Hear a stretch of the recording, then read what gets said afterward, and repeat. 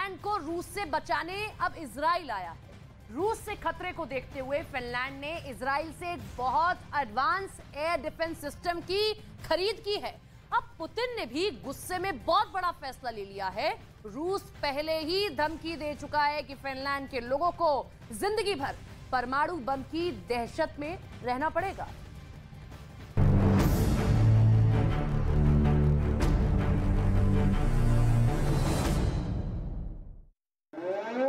Helsinki, Finland.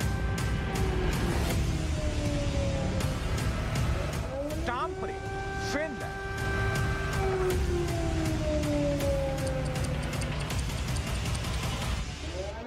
Turku, Finland. Lappeenranta, Finland. Maarianhamina, Finland.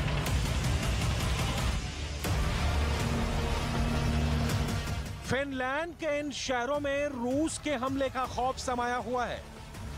सिर्फ इन शहरों ही क्यों, पूरे फिनलैंड में रूस से दो हाथ करने की तैयारी हो रही है। सड़क से लेकर बड़ी बड़ी इमारतों में रूस के हमले का कैसे मुकाबला करना है, इसकी ट्रेनिंग चल रही है।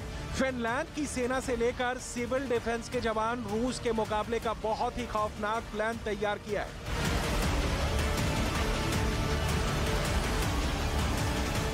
इसका अंदाजा रूस को भी हो चुका है। यही वजह है कि रूस ने फिनलैंड के लिए युद्ध का एक स्पेशल मच्छरमार प्लान तैयार किया है। फिनलैंड में एक खास किस्म का मच्छरमार खेल खेला जाता है। विदेशी मीडिया का दावा है कि इसी खेल को आधार बनाकर रूस ने फिनलैंड को मच्छर की तरह मसलने वाले युद्ध का खाका तैयार कर दिया है। सवाल है, इस स्पेशल वॉर प्लान के तहत रूस ने कितनी मिसाइलों को फिनलैंड के नाम कर दिया है? फिनलैंड की सीमा पर रूस के लड़ाकू विमान क्यों गरज रहे हैं? फिनलैंड के बॉर्डर पर रूस ने क्यों न्यूक्लियर बॉम्बर भेजे? फिनलैंड के लिए रूस की न्यूक्लियर फोर्स ने कितने परमाणु हथियार निकाले? रूस की सेना फिनलैंड की सीमा पर कितने टैंक भेज रही है? फिनलैंड से लगने वाले समंदर में रूस की कितनी पनडुब्बियां सक्रिय हो गई हैं? फिनलैंड ने नाटो में शामिल होकर रूस से बहुत बड़ी दुश्मनी मोल ली है। विश्लेषकों का कहना है कि फिनलैंड की नाटो में एंट्री से यूरोप में तनाव चरम पर पहुंचने वाला है।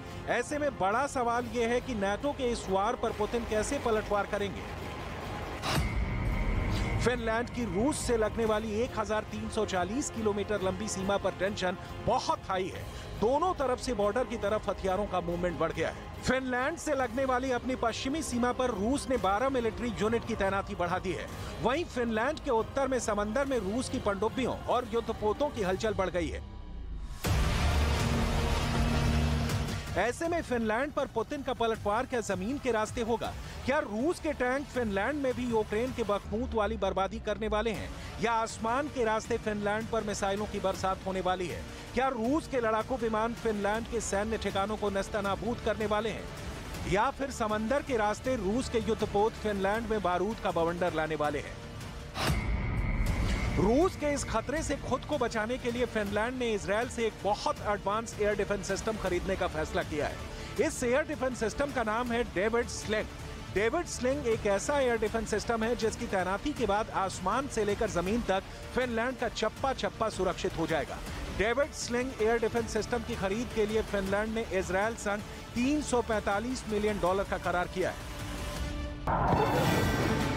डेविड स्लिंग को इजराइल मिसाइल डिफेंस ऑर्गेनाइजेशन और यूएस मिसाइल डिफेंस एजेंसी ने एक संयुक्त कार्यक्रम के हिस्से के तौर पर विकसित किया है। ये एयर डिफेंस सिस्टम फिनलैंड की धरती से कैसे रूस के हवाई हमलों से फिनलैंड को महफूज करेगा, इसे आगे बताएंगे। लेकिन उससे पहले फिनलैंड के अंदर रूस के हमले से निपटने के लिए कितनी बड़ी तैयारी हो रही है, इसे जान लीजिए। फिनलैंड ने अगले 6 महीने के लिए ईंधन और अनाज रिजर्व में रख लिया है। दूसरे देश से आने वाली दवाइयों का 10 महीने का स्टॉक जमा कर लिया है। करीब करीब सभी बड़ी इमारतों के पास बॉम्ब शेल्टर तैयार हो गए हैं। इसके अलावा भूमिगत कार पार्किंग, आइस रिंक और स्विमिंग पूल को भी बम शेल्टर में बदल दिया गया है। फिनलैंड के आर्मी चीफ का दावा है कि फिनलैंड सेकेंड वर्ल्ड वॉर के बाद से ही सैन्य तैयारी को मजबूत बना रखा है। फिनलैंड को रूस से युद्ध का बरसों पुराना अनुभव भी है। ज्योरिल्ला वार में फिनलैंड को महारत हासिल है। मिसाल के तौर पर फिनलैंड की राजधानी हेलेंस्की को ही लीजिए। हेलेंस्की की आबादी करीब 6.5 लाख है, लेकिन हेलेंस्की में मौजूद बॉम्ब शेल्टरों की कुल क्षमता 9 लाख लोगों के छिपने की है।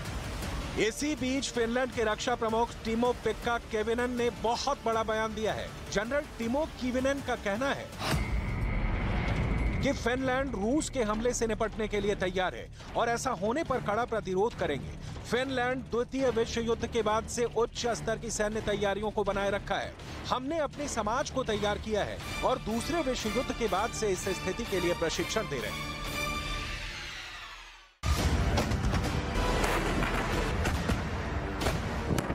फिनलैंड ने इस वक्त खुद को बहुत बेहतर तरीके से तैयार किया हुआ है। रूस से मुकाबला करने के लिए फिनलैंड ने करीब 10 लाख लोगों की ऐसी फौज बनाई हुई है, जिसमें 8 लाख से ज्यादा रिजर्व फोर्स है, जो आम नागरिकों को ट्रेनिंग देकर किसी भी वक्त तैयार की जा सकती है। फिनलैंड के रूस से मुकाबला करने की तैयारी में एक पेंच है, जिसे प्रधानमंत्री रहते हुए ही सेना मरीन ने पूरी दुनिया से साझा किया था। Make sure that we are stronger. And now, I must be very honest, brutally honest with you, Europe isn't strong enough right now. We would be in trouble without the United States involving the war in Ukraine. The United States has given a lot of weapons, a lot of financial aid, a lot of humanitarian aid to Ukraine, and Europe isn't strong enough yet. Finland की इसी कमजोरी को दूर करने के लिए रूस के पड़ोस में अब बिना किसी रोक टोक के नाटो की सेना जमा रहेगी। फिनलैंड की सुरक्षा के लिए नाटो के टैंक फिनलैंड पहुंचेंगे। नाटो की घातक मिसाइलें फिनलैंड में तन जाएंगी। नाटो के लड़ाकू विमान फिनलैंड में लैंड होंगे। रूस को नजर में रखकर नाटो फिनलैंड में अपने हथियारों का नया गोदाम बनाएगा, जिसके दम पर नाटो रूस पर बढ़त बनाने की कोशिश करेगा। ऐसे में सवाल है, नाटो के इस मूवमेंट के जवाब में पुतिन क्या कर रहे हैं? फिनलैंड समेत पूरे नाटो को कंट्रोल करने के लिए पुतिन ने कितना घातक प्लान तैयार किया है? नाटो को ध्यान में रखकर रूस ने अपने परमाणु हथियारों का जमावड़ा कहां-कहां कर रखा है। अपने परमाणु हथियारों को पश्चिमी सीमा के नजदीक लाने के लिए रूस ने कितने ठिकानों को चुना है? अमेरिका और ब्रिटेन समेत नाटो देशों की खुफिया एजेंसियां इसे पता लगाने में लगी हैं। विश्लेषकों का दावा है कि फिनलैंड के नाटो में शामिल होने के बाद पुतिन यूरोप और पश्चिम को डराने की कोशिश में तनाव बढ़ाएंगे। ये वजह है कि फिनलैंड ने इजराइल से